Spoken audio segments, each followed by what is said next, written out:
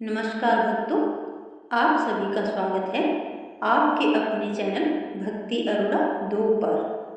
आज हम सुनेंगे एक ऐसी पवित्र कथा जिसे समय भगवान शिव ने माता पार्वती को सुनाया था। एक ऐसा महीना जिसे पहले सभी देवताओं ने ठुकरा दिया, लेकिन वही महीना आगे चलकर समय श्री हरि विष्णु का प्रिय बन गया। जी हाँ भक्तों, हम बात कर रहे हैं अधिक मास यानी पुरुषोत्तम मास की। कहते हैं इस महीने में किया गया जब तप, दान, पूजा और भक्ति कई गुना फल देती है।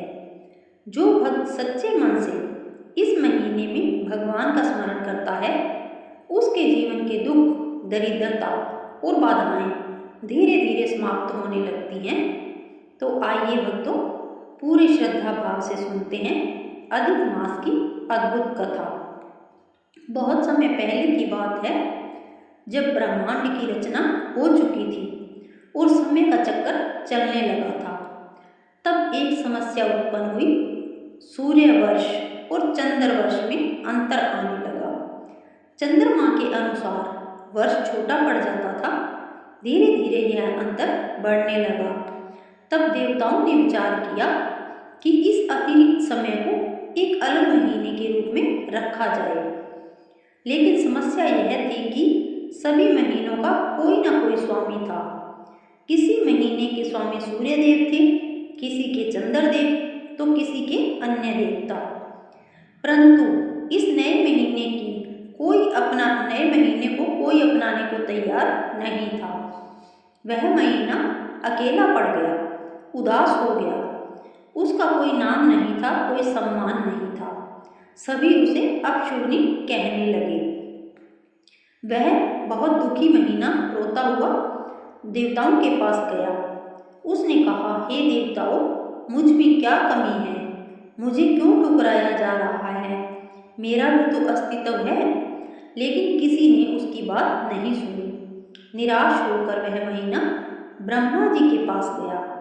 ब्रह्मा जी बोले, हे मास, मैं सृष्टि का रचयिता हूँ, लेकिन तुम्हें सम्मान देने का अधिकार मेरे पास नहीं है। तुम भगवान विष्णु के पास जाओ। वह महीना रोता हुआ वैकुंठ पहुंचा। भगवान विष्णु ने उसे दुखी देखा तो प्रेम से पूछा, हे मास, तुम इतने दुखी क्यों हो? तब उस महीने ने अपनी पूरी व्यथा सुनाई।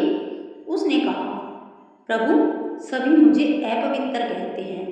कोई मुझे अपनाना नहीं चाहता। मैं अपमान सहते सहते टूट चुका हूँ। भगवान विष्णु की आंखों में करुणा आ गई। उन्होंने इस महीने को अपने पास बिठाया और बोले, आज से तुम अकेले नहीं हो, मैं स्वयं तुम्हें अपना नाम देता हूँ। भगवान विष्णु बोले, मेरा एक नाम पुरुषोत्तम है। आज से तुम्हारा नाम भी पुरुषोत्तम मास होगा। यह सुनते ही वह महीना प्रसन्न हो गया। भगवान विष्णु ने आगे कहा, जो भी भक्त इस महीने में भक्ति करेगा, जप करेगा, दान करेगा, कथा सुनेगा, उस पर मेरी विशेष कृपा होगी। इस महीने में किया गया पुण्य कई गुना बढ़ जाएगा।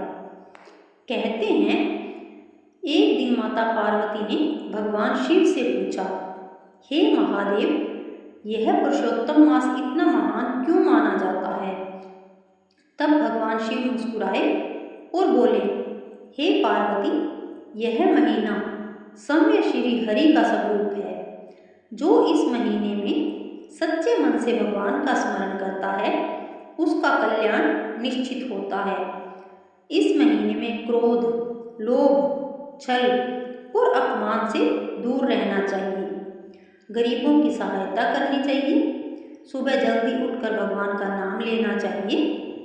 अब सुनते हैं एक गरीब ब्राह्मण की छोटी सी कथा। एक गांव में एक गरीब ब्राह्मण रहता था। वह बहुत निर्धन था। घर में खाने तक की व्यवस्था नहीं थी। लेकिन वह भगवान विष्णु का परम भक्त था। जब पुरुषोत्तम मास आया, तब उसने संकल्प लिया, मैं पूरे महीने भगवान का भजन करूंगा। वह रोज सुबह स्नान करता, दीपक जलाता, भगवान का नाम लेता। भूखा रहकर भी उसने भक्ति नहीं छोड़ी। एक दिन भगवान विष्णु वृद्ध साधु का रूप लेकर उसके घर पहुँचे। उन्होंने कहा, हे ब्राह्मण, मुझे बहुत भूख लगी है। घर में केवल थोड़ा सा आटा था। ब्राह्मण की पत्नी बोली, अगर यह भोजन दे दिया तो हम भूखे रह जाएंगे। लेकिन ब्राह्मण बोला, अगर हमारे घर से कोई भूखा लौट गया तो हमारी भक्ति अधूरी रह जाएगी। उन्होंने वह भोजन साधु को दे दिया। साधु प्रसन्न हो गए। अचानक पूरा घर दिव्य प्रकाश से भर गया। वह साधु अपने असली रूप में प्रकट हुए। समय भगवान विष्णु उनके सामने खड़े थे। ब्राह्मण और उसकी पत्नी रो पड़े। भगवान बोले, तुमने अधिक मास में सच्ची भक्ति और सेवा की है। मैं तुमसे अत्यंत प्रसन्न हूँ। इसके बाद उनके घर में सुख समृद्धि आ गई। अब जानते हैं अधिक मास में क्या करना चाहिए। भक्तों, इस पवित्र महीने में हमें भगवान विष्णु और शिव जी की पूजा करनी चाहिए। गीता और रामायण का पाठ करना चाहिए। गरीबों को दान देना चाहिए। तुलसी जी की पूजा करनी चाहिए। क्रोध और बुराई से दूर रहना चाहिए। अब जानते हैं क्या नहीं करना चाहिए। किसी का अपमान नहीं करना चाहिए। झूठ और छल से बचना चाहिए।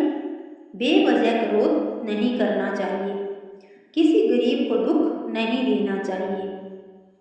कहते हैं, जो भक्त इस महीने में भगवान का नाम लेता है उसके पाप धीरे धीरे नष्ट होने लगते हैं। घर में सुख शांति आती है। रुके हुए काम बनने लगते हैं। मन को शांति मिलती है। इस महीने में किया गया छोटा सा पुण्य भी बहुत बड़ा फल देता है। तो भक्तों, यह थी अधिक मास की पावन कथा। जिस महीने को सबने ठुकराया, उसी महीने को भगवान विष्णु ने अपने हृदय से लगा लिया।